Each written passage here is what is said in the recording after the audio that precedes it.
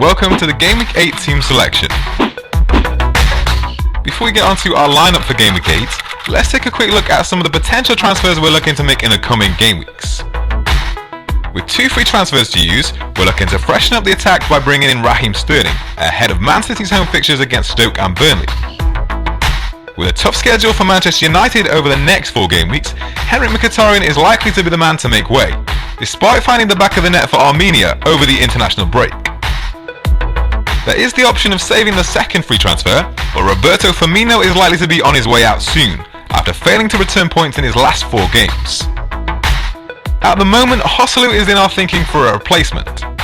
As uninspiring as that transfer may sound, the Newcastle forward has actually produced 6 shots on target over the last 4 game weeks, which is level with Lacazette and Vardy. Only Aguero, Lukaku and Kane have managed more amongst forwards. That downgrade would free up the cash needed to upgrade Tom Carroll to a stronger 4th midfielder, such as Stoke's Choupo-Moting. It would also mean we could look at bringing in Eden Hazard in the near future too, as Chelsea's fixtures improve.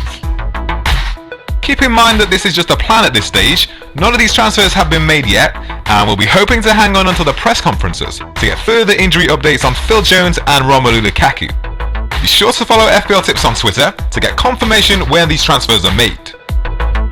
Here's how the team is expected to look after making that change.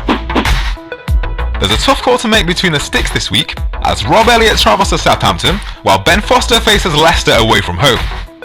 Over the last 4 game weeks, Leicester have scored 4 times, while Southampton have scored just twice. West Brom have conceded 7 goals over that period, to Newcastle's 3 goals conceded. So for those reasons, it's the Newcastle goalkeeper who gets the nod for Game Week 8.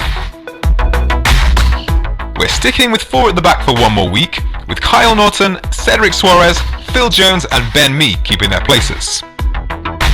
After a promising start, Huddersfield have scored just once over their last 4 games, so that bodes well for Kyle Norton.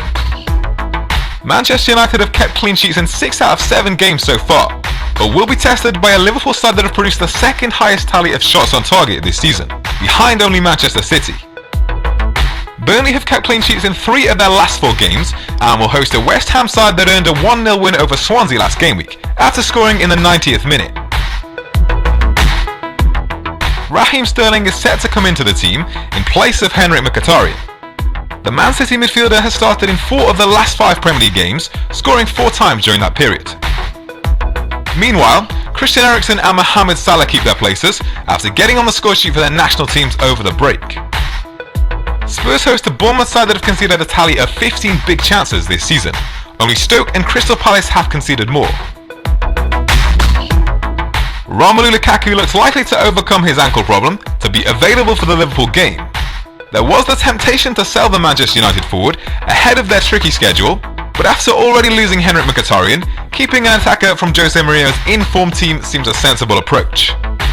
Injuries to both Sergio Aguero and Alvaro Morata mean that there's a shortage of premium forwards available. After scoring both goals for England over the international break, Harry Kane looks to have maintained his strong form and will be the standout option for captaincy ahead of a home fixture against Bournemouth. Over the last 4 game weeks, Kane has produced more goals and shots on target than any other Premier League player. Newcastle's Joselu could potentially come in for the 3rd forward spot, replacing the out-of-form Roberto Firmino.